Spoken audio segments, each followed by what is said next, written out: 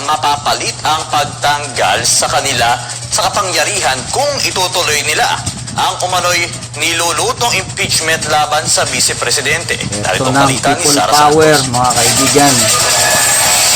Yun. Yung sinasabing nilulutong impeachment sa Kamara against you po. Pinag-uusapan nila, kahit na i-deny nila, pinag-uusapan ng members niyo. of the House of Representatives.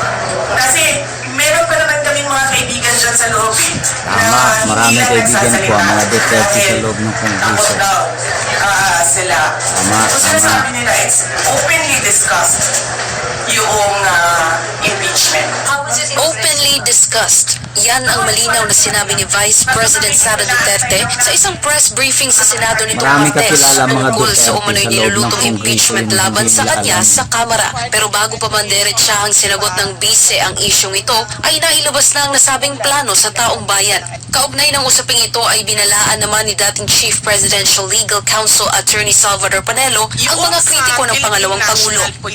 Wala ako nakikita ng impeachable ground. Alam mo, Tama. impeachment proceedings is numbers game.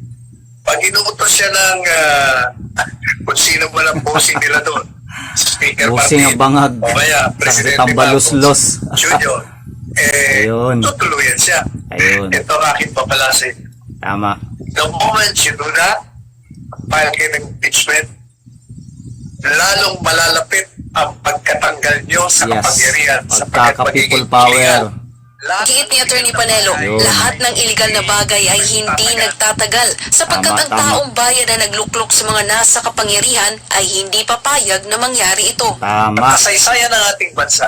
Nakita Lahat mo, na kapal nakapuso. ng tao nun. Kahit na medyo matagal. siya, no? Matagal ang reaksyon, pero merong reaksyon. Correct. Tandaan niyo po yan.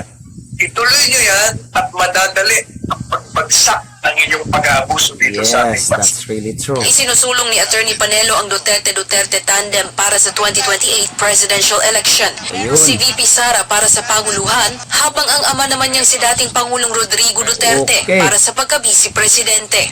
Siya ang pinakamalakas na kandidato sa Pangunawan sa 2028. Yes, Lalo-lalo na yes. pag ang vice presidente niya Yes. natatakbo ay si Digong, wala na, game over. Yes, yes. Duterte tandem sa 2028. Tama. Para sa Diyos Mga at sa kaibigan, Pilipinas huwag kong mahal, nakalimutan ako si Sara subscribe Santos, dito sa SMNI Mr. News. Natigo TV.